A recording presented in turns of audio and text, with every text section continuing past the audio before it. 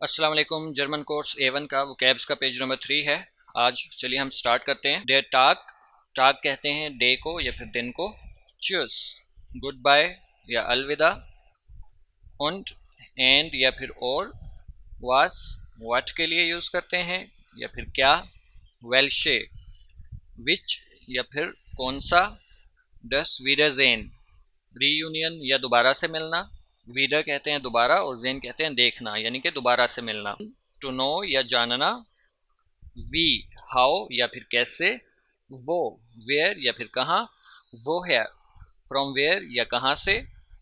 Does what, word या शब्द या लफ्ज। आबर, बट या फिर परंतु, हिंदी में लिखा गया है यानी कि लेकिन। द एड्रेस से एड्रेस या फिर पता। आल्ट, ओल्ड या फिर पुराना।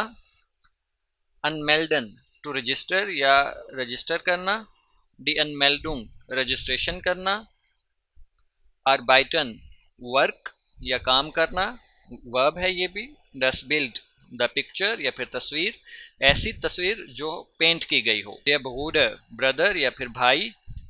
बुक्सटाबियगन, टू स्पेल या फिर हिजे बनाना। डाइन, डाइने, यूअर यानी कि तुम्हारा या तुम्हारी। आइनमाल, वंस या एक दफ़ा। द एल्टर्न, प्लूरल है ये, पेरेंट्स को कहते हैं, माँ बाप।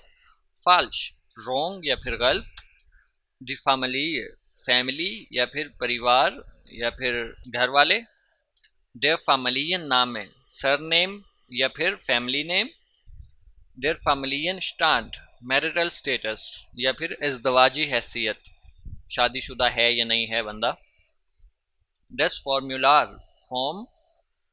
गेशीडन, डाइवोर्स्ड या तलाक याफ्ता। डी गेशविस्टर, भाई बहन या सिबलिंग्स।